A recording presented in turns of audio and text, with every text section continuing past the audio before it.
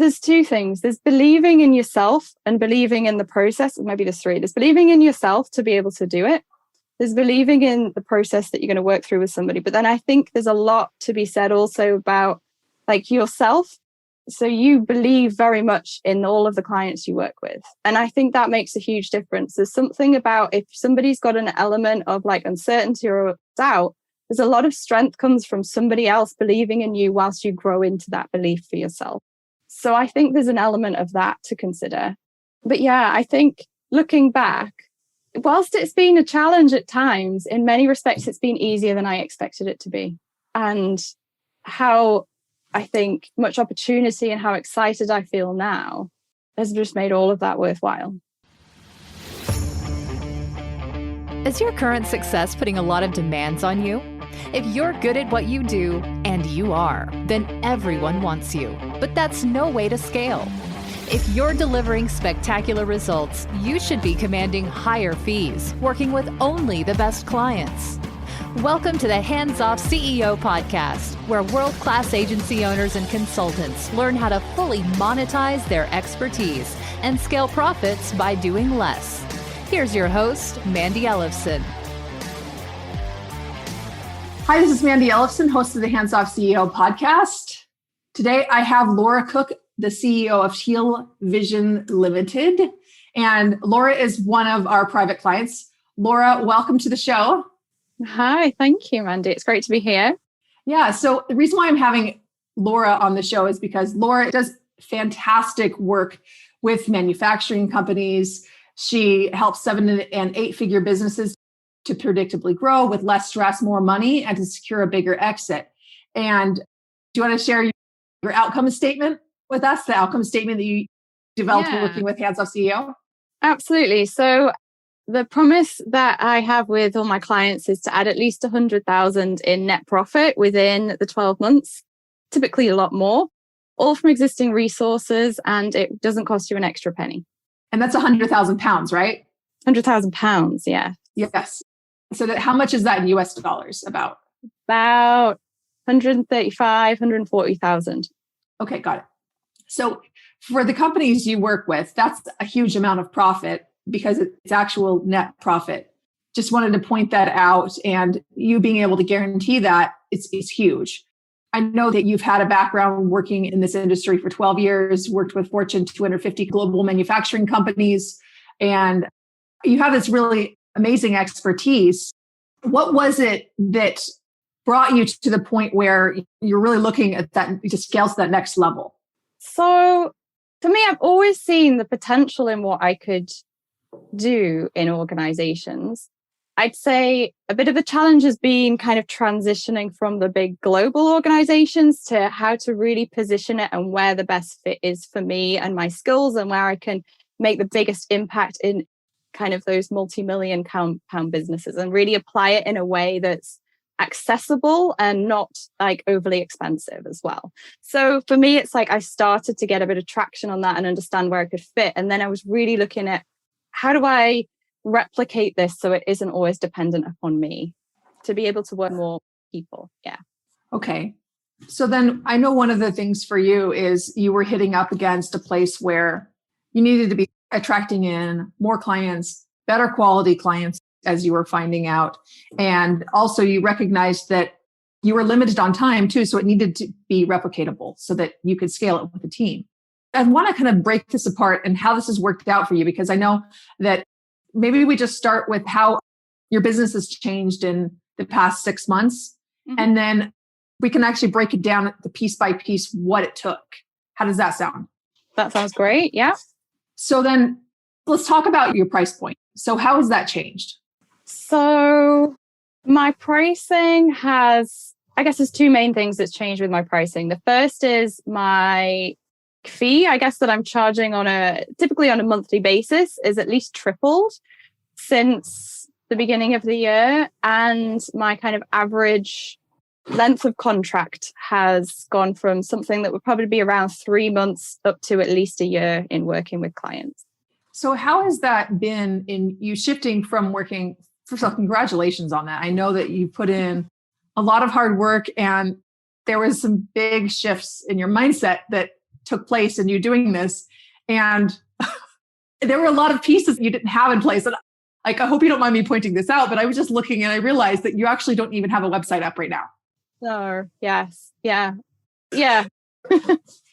Yeah, absolutely. I mean, I've done a lot without needing to do, I guess, a lot of marketing and that up to this point, but recognize that to be able to scale, I need more of that sort of evidence and proof and ability to share what I'm all about and how I can help to be out there. So yeah, there's a lot of mindset shifting around, I think, being more visible as well, which needs to take place. Yeah. Right.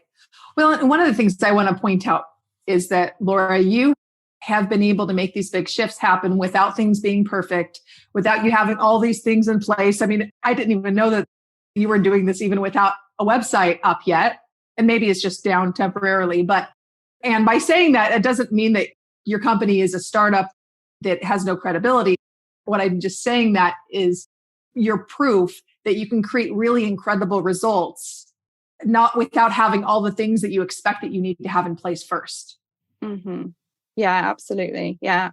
I think you can get a bit pulled into this idea that you need to have lots and lots of different pieces. But actually, when I think you focus on what you're kind of good at and in the right areas, and you're able to find those right people to work with that value it, then you can be very successful in doing that.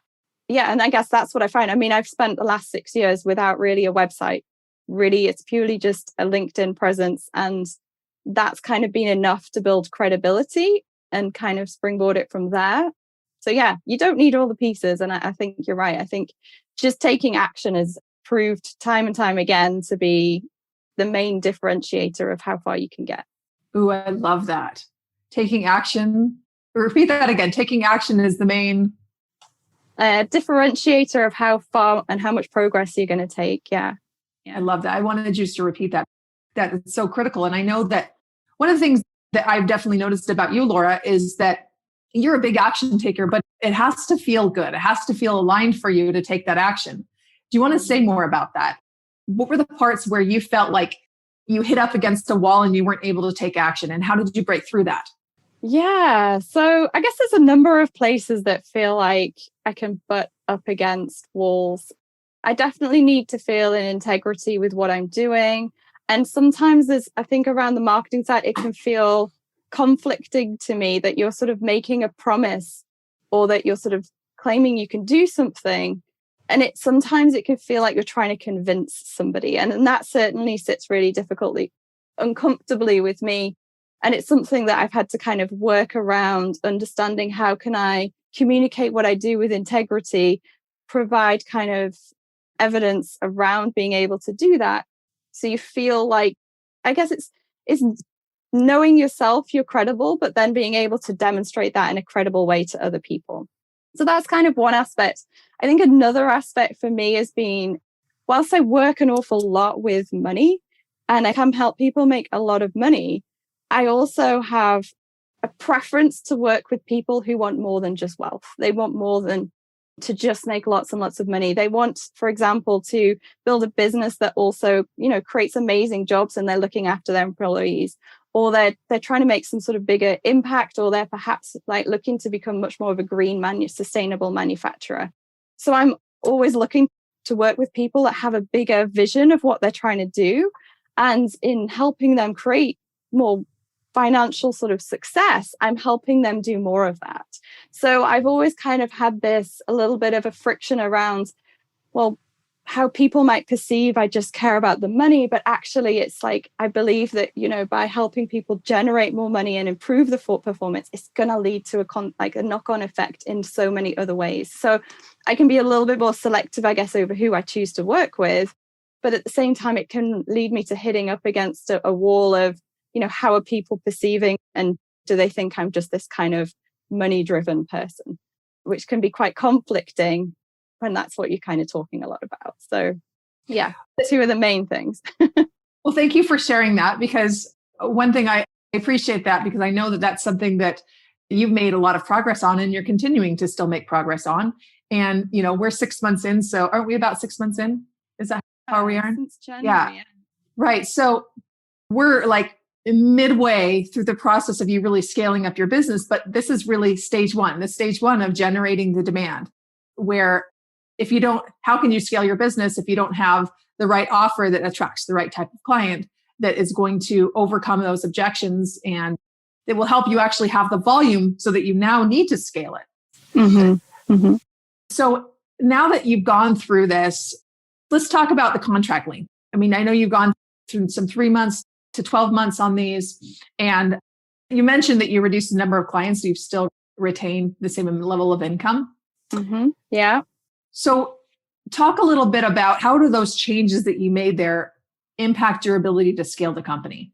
Yeah. So previously, I'd have been working with quite a significant number of clients that were like you say, kind of 3 months, which is quite intense. So to start to work with any business, and one of the main things I do first with a business is do quite a financial deep dive. It's quite time intensive. It's quite cognitive, like a lot of load, like on your mind. And so you can only manage so many of those at any one time. And you're constantly trying to chop and change from one client to the next, and therefore constantly looking for the next client as well. So it felt like I was hitting capacity quite quickly, and also kind of feeling quite, I guess, quite overwhelmed by just the scale of the number of people I was working with and trying to support them in that way. But also kind of a bit of frustration in that you weren't necessarily helping them make the changes. It was more like you get to a point of recommendation. And I'd say that now the majority of my clients, I'm up to probably 90% of them are now within like a year's contract. And so it gives so much more breathing space to really go deep with a client. There's less sort of, once you've done that intense process at the beginning, it then becomes much easier to support them because you really know that business. So it's kind of provided a lot more mental space to be able to think more about my business and think about what do I need and how can I bring more team in to support me. But it's also provided a lot more financial, I guess, stability, and for a much, much longer time window than I've probably had before. So it gives you a lot more confidence in investing in more than perhaps I would have done, investing in more support, in investing, building my website, which is on its way, but just kind of making more of those investments now, trusting that just another 1, 2, 3 more clients is going to be quite a significant growth for me. Yeah. So they're probably the two main things, the kind of freeing up the mind and the financial freedom. Love that. I really appreciate that you talked about how extending these contracts gives you that confidence to invest ahead in your growth. Mm-hmm. And I know 6 months ago, it was this massive leap of faith for you, right? Mm-hmm. Where you're like, I hope this works. They seem to have a lot of case studies here. This process seems like it's been working, but I don't know if it works yet for me. You start making it work. You see the proof, you see the evidence. Now you see all these clients come in that are easier to work with, that you're getting paid more for. And now you're like, wow, like, how does that even change your desire to want to scale the company? Oh, this week I've been reflecting a lot on this, and I've never felt so excited about what is possible and what I can do and how much I can support people. Now I've kind of found much more of that, the right kind of offer and the right kind of client. It just feels much more like it's flowing and much easier. And I just have much more trust in what's possible than I would say I had 6 months ago. Mm-hmm. I love that. Because I know that what can happen as you take a consulting company, an agency, you get to a point where you're like, you hit a wall, you're working too much, you're not making enough money to justify the amount of hours. And you're starting to think, and in your case, you didn't have the same team, but for a number of people, as they're building up, they even have the team and they're looking at all these obligations and these challenges that they're had. And they're like, I made more money when I worked for someone else. There's sometimes that can come up. And one of the things that I just loved about what you shared is how you can really overcome a lot of that by putting the right structure in place around your offer, really. Mm-hmm.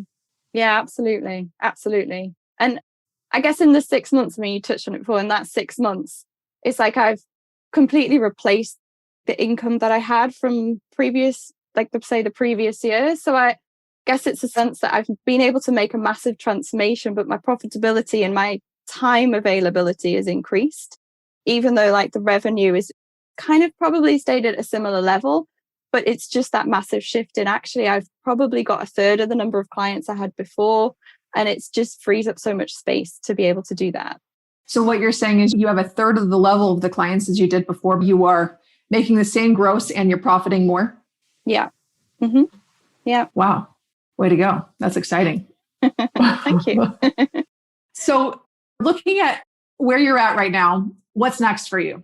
So for me, it's about expanding the team and bringing on support to be able to create more systems in the business, really, to be able to kind of create more structure around the offer that I'm building and how that's going to be delivered to clients. So how we can look at making it more effective, more efficient, and what areas can we look for opportunities to improve on that, and sort of expanding the team to be able to help me to deliver that, and looking at the right, I guess, skills that I need to put in place to be able to do that over the next year, and just continuing to bring in the leads and really focusing. At the minute, my priority is focusing on manufacturers and really expanding into that industry.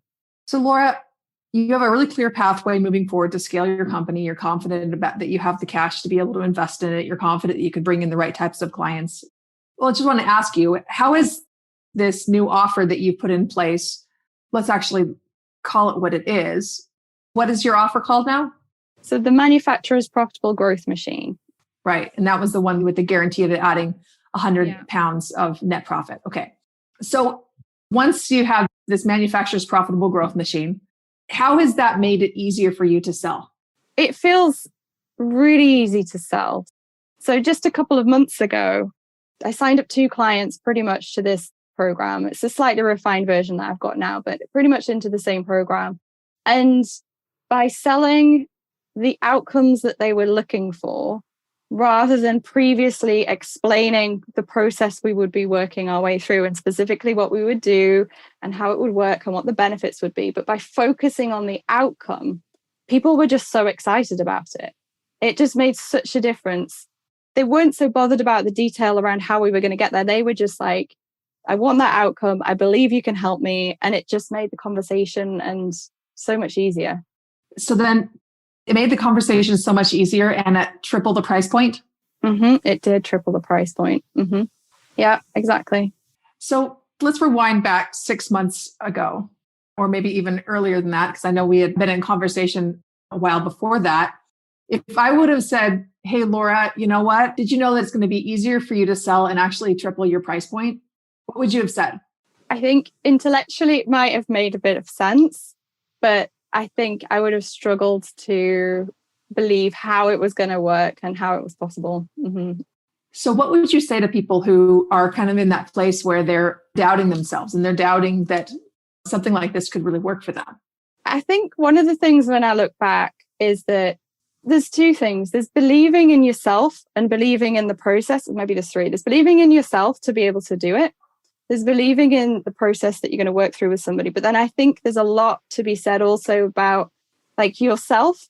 So you believe very much in all of the clients you work with. And I think that makes a huge difference. There's something about if somebody's got an element of like uncertainty or doubt, there's a lot of strength comes from somebody else believing in you whilst you grow into that belief for yourself.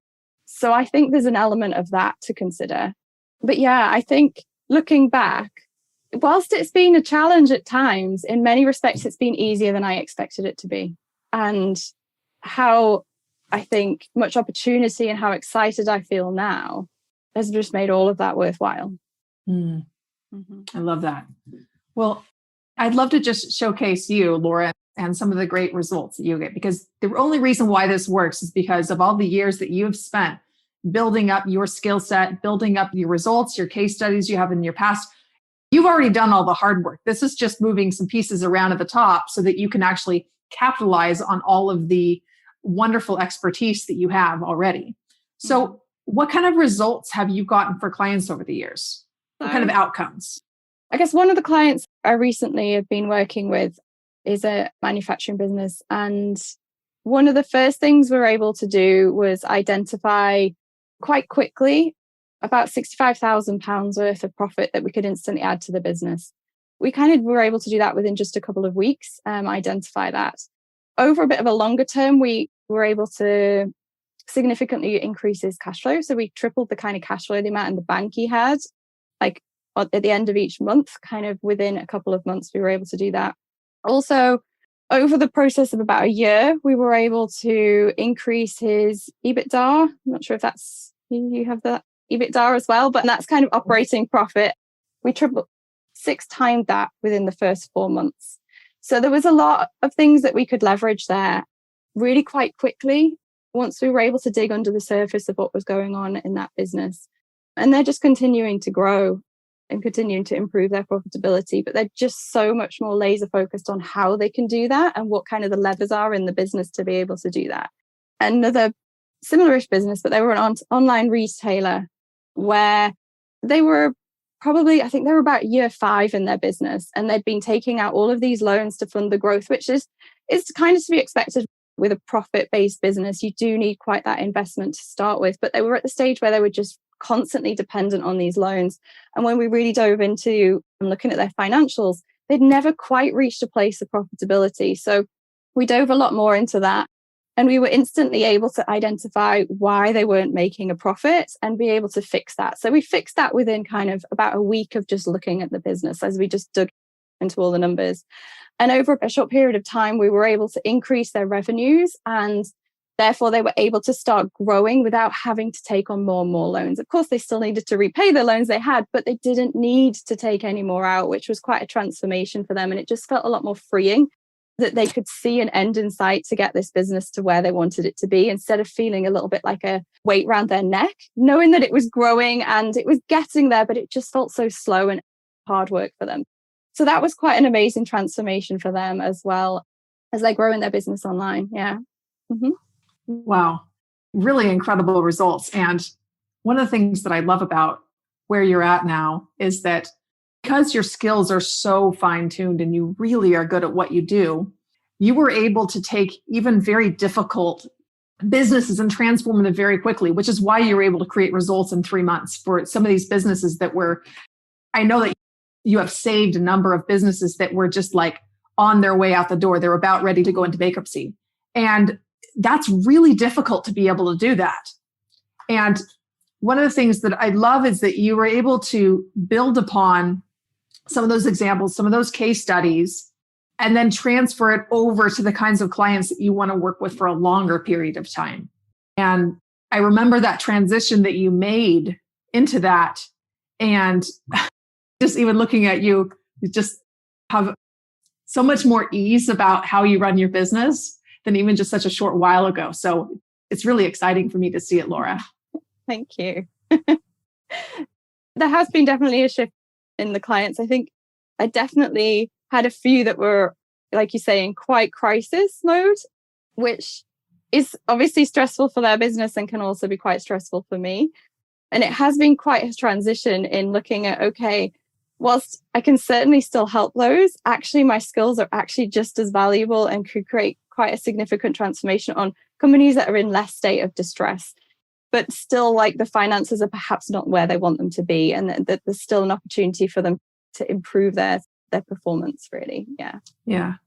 Well, I remember when that was quite a leap too, because you're like, I'm really good at fixing these crises. Yes. And we were going through this and like, yes, but people in crisis mode don't have a lot of money to pay you. Yes. So this is true. So I know that was a bit of a mindset shift for you, because this is where a lot of your case studies were. So how did you like make that switch from going from, this is where our case studies are, this is where we've helped a majority of our clients, to be moving into these longer term offers that maybe the outcome looked a little different? Yeah.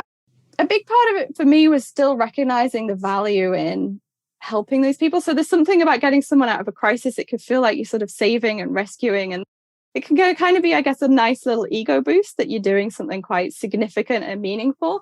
And so for me, there was a little bit of a personal shift around connecting to what is the value and what is the impact that these people are making. And that links a little bit like what we spoke to earlier around, when I feel aligned with what the client is doing, then I could quite easily switch over to focusing on organizations that were not in such a crisis and were looking really to grow and improve performance, provided they were doing something that I deeply believed in and believed in them as an individual. So there was a couple of mindset shifts around that. But once I started really exploring that, it became so clear actually what I do is very, very similar, no matter if they're in distress or if they're, I guess, perhaps closer to break-even point and just wanting to improve that. It's a very similar process, but actually it's much, much easier to work with people that are not in distress. It just is. They have absolutely challenges. And sometimes perhaps that without being in distress, they may not be as motivated to take action immediately. So there's a little bit different kind of approach to it. But in both scenarios, it's a very similar process to work through. Mm. What you said, I want to point to, because you were saying how those buyers were more urgently ready to move. So one of the things that we've been talking about this whole way is how do we be able to position this offer so that the right kind of people who are in less distress are willing and ready to move forward right now. One of the things that I want to kind of pack apart around what you were saying too is going back to the power of ones. And in the podcast and in our email list and our content that we put out, we talk about the power of ones. And this power of ones is the one client, one painful problem, and one outcome. You shifted each one of these things, some of them more dramatic than others. So I want to just unpack this for our listeners. So the one client, you shifted it from those in distress, or maybe this is more about the problem. The problem is more about they were in crisis mode and then now they're more like at break even. So it's not so bad, but they definitely have a problem. And that problem being, what is the other part of the problem that you're solving? They're at break even, they want more profit. What is the other part of that problem? Yeah, a big part of the clients that kind of, I guess, break even, just kind of doing okay, they're starting to think more about the future and they're starting to think more about how do I exit out of this business? So they're kind of, those things are just starting to kind of come into their mind around how am I going to get out of here? We're still ticking along. It's been a couple of years. We're still here, but we're just kind of like a little bit above break even. And in order to exit, in order to sell, this isn't going to get me what I'd expected. So they're starting to think more like that. And so that is starting to become a bit of a motivator for them to really start to address it. And some of them are also thinking about how do they sort of, I guess, how much time they're spending running the business. And they're still doing so many things inside the business themselves. So they're looking at, not only are they really busy and they can't, but I guess it adds to, they're really busy and they can't see their way out. Can't see the wood through the trees. Yeah. Got it. So that's the problem. They want to exit, but they know that they're not profitable enough to exit. And then you had pointed out a number of those factors that around that. And then the client type, did you shift that much? I mean, other than the fact of them being not stable versus in crisis mode, besides that, what is the other defining factors in the client type? And has that shifted much? Yeah. So I guess previously I worked with an awful lot of variety of clients in a lot of different industries of a lot of different sizes. So it could have been anything from a startup to a £30 million business in pretty much any sector. And now my focus is much more on manufacturers, on product-based businesses that are already kind of $1 million in turnover, between $1 million and kind of up to about 15 million is where I'm focusing now. Yeah, so that's kind of the main shift. And then the financial piece is probably their challenge, so that they are seeing an underperformance in the financial area. And I guess touching on what I've mentioned before, they're pursuing something more than just to make huge amounts of wealth or funding at, I don't know, like overly funding kind of consumerism. For me, I guess I focus on businesses that sell B2B more than into the consumer market directly as well. Okay, got it.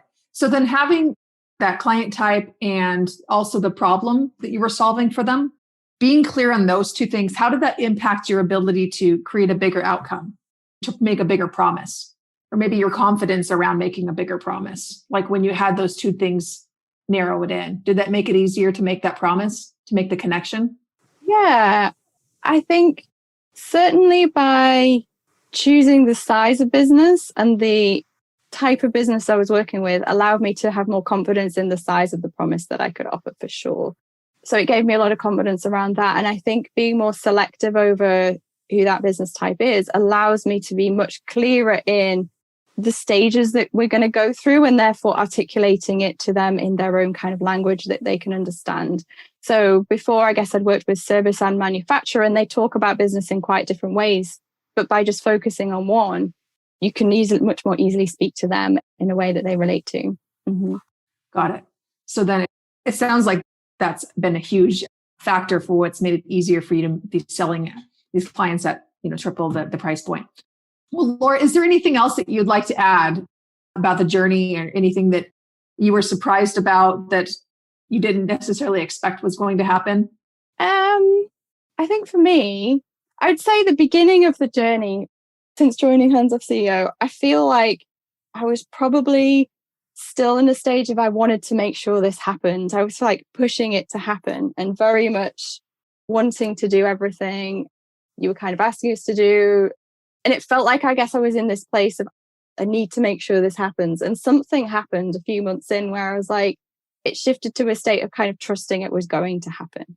And I guess I wasn't really expecting that to kind of appear. And probably, as I reflected on before, reaching this stage where actually I'm really excited about the opportunity and what's coming versus where I was 6 months ago. Whilst I think intellectually I could understand I was going to get there, I think I hadn't quite appreciated what it was going to feel like and how much more potential was going to open up for me. I know when I joined, part of why I joined was I knew I wanted to be surrounded by other people that were kind of at the same stage. So because I knew that being able to stretch your vision of where and what is possible was really, really important. And I really got the sense that being part of your tribe was going to do that for me. But I guess it's probably opened it up already and more than I thought. And I can see that there's just so much more potential than I would have been able to imagine before. Wow. Well, thank you so much for sharing that. And I love what you were saying with moving from just intellectually thinking, yeah, this can work, to really trusting and taking actions from that place of like that faith of knowing it's going to happen. It's just a matter of me just taking the actions and it's going to happen. So Laura, thank you so much for sharing your experience and sharing, how you've shifted, and really congratulations on what you've been able to create. And you're just getting started. So we'll have to have you come back on as you've been building your team and as you are continuing to scale your multi-million-dollar consulting company. I can't wait to see how it continues to unfold. So if anyone wants to get in touch with you, what is the best way for them to do so? So the best way to get in touch with me would be currently via LinkedIn, but very soon my website at www.teal-vision.com will be up and running. Looks like your cat's coming to join us for our podcast episode. Yeah. Well, thank you so much again, Laura, for being on the podcast. We really appreciate hearing all of your thoughts and your insights. Thank you. It's been great to be here. Thanks, Mandi. Absolutely.